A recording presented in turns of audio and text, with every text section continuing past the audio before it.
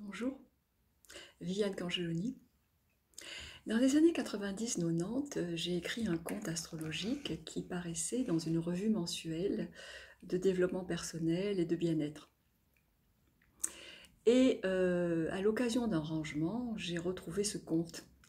Alors bien sûr, il était un petit peu dépassé, mais en même temps, il m'a beaucoup attendri à cause de son personnage principal, Deluso Sospiro, qui est un journaliste qui est tout à fait blasé de ses aventures autour de la Terre et qui rêve. Il rêve de rencontrer les signes du zodiaque.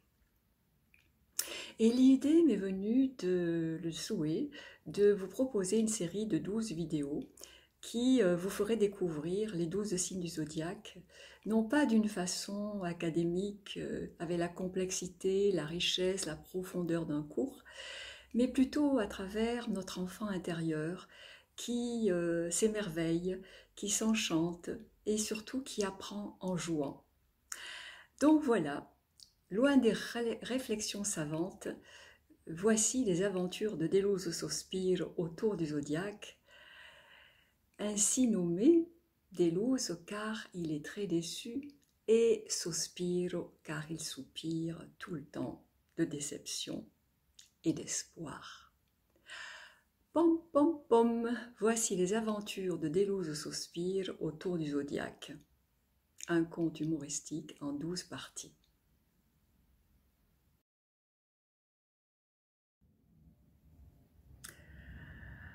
Un mois déjà depuis mon dernier rendez-vous astral. Deluso soupire avec confiance en s'installant confortablement dans son fauteuil préféré sur sa terrasse. Et il contemple la voûte étoilée.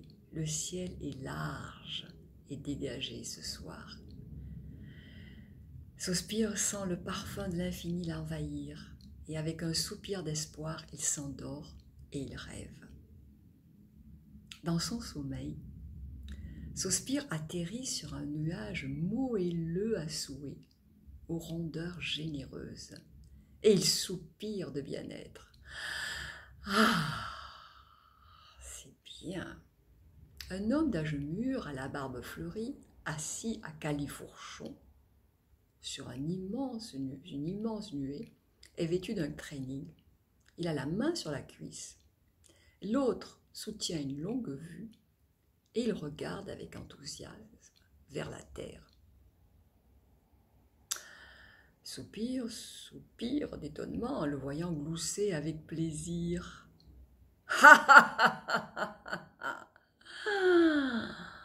Eh bien, il en a du bon temps, pense Sospiro. Son air débonnaire et patriarcal tout à la fois, cet homme large, inspire confiance à Sospiro, qui, soupirant, s'approche.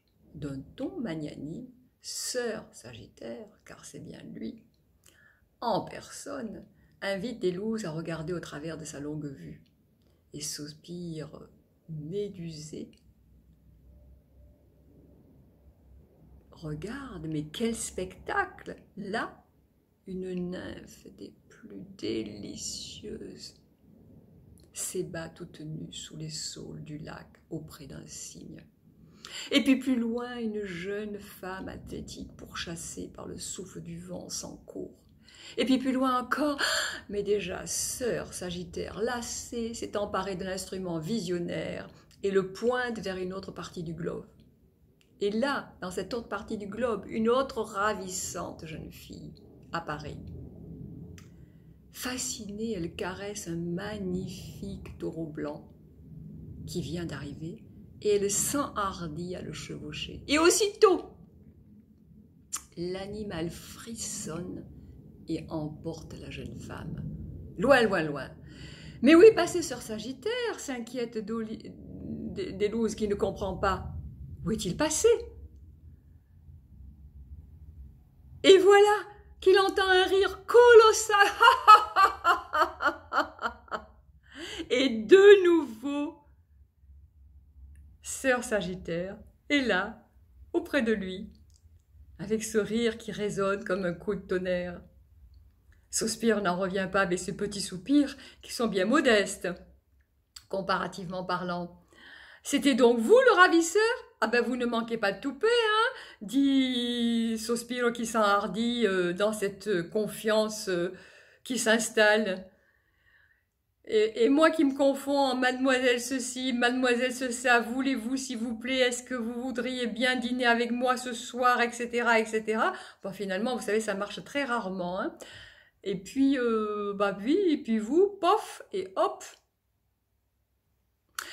Mais voilà que Sœur Sagittaire, lassée de ce spectacle, cravache son nuage pour explorer d'autres horizons. Quelle aventure! Soupire, soupire. Il est haletant. Il quitte maintenant l'Europe à travers de grands espaces immenses pour se rendre au-dessus de contrées inconnues, colorées, exotiques. Ah, moi qui ai toujours rêvé de voyage à l'étranger, encore et encore, c'est que maintenant je suis fatiguée, et puis bon, j'en ai vu beaucoup de pays, mais alors ça fait vraiment, c'est magnifique de voir tout ça de là-haut, de là-haut. Moi j'ai vu tout ça sur Terre. Des loups, il en perd le souffle. Il en perd le souffle, il n'arrive même plus à soupirer.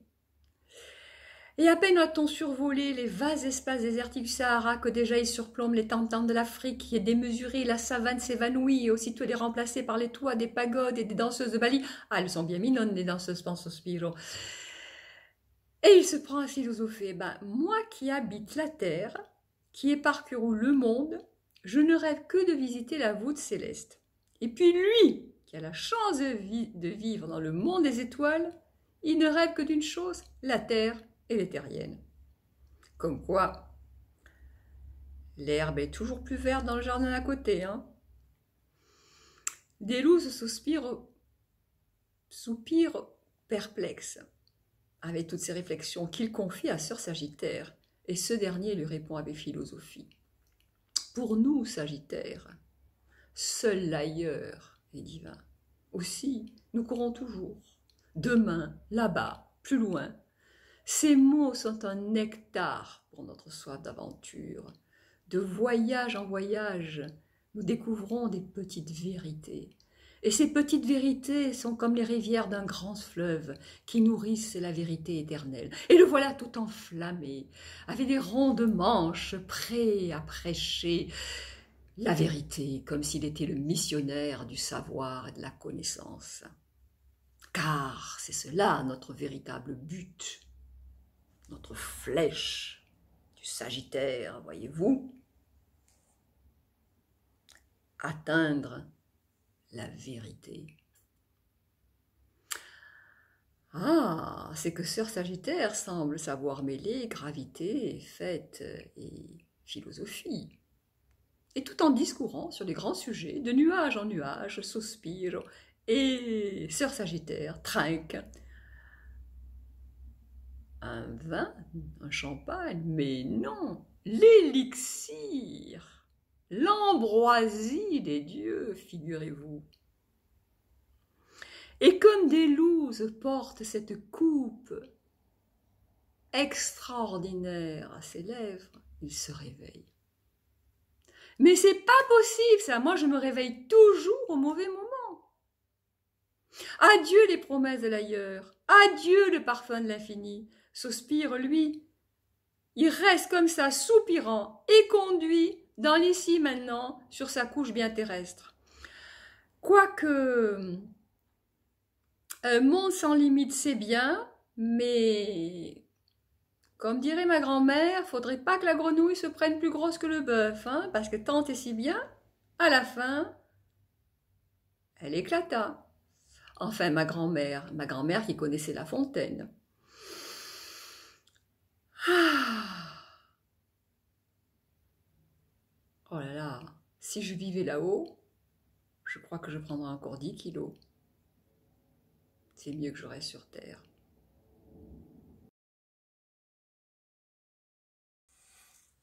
Bonjour, de nouveau.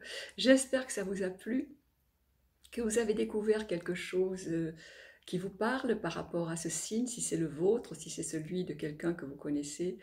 Et bien sûr, ne vous identifiez pas complètement avec ce signe, ne soyez pas surpris si vous n'en avez pas certaines des caractéristiques, car l'astrologie est quand même très complexe et demande une consultation qui tient compte de tous les paramètres qui sont dans votre carte. Sachez que même si vous n'êtes pas de ce signe-là, vous le contenez dans votre carte, car nous avons les 12 signes à l'intérieur de nous. Mais c'était un peu de rêve, un peu de jeu, et je vous souhaite une belle découverte, de belles semaines à venir jusqu'au prochain signe, et n'oubliez pas de partager, de dire que vous avez aimé cette vidéo, pardon, si c'est le cas. C'était Viviane Cangeloni, thérapeute, astrothérapeute et numérologue, et thérapeute en transgénérationnel. Au revoir et à bientôt.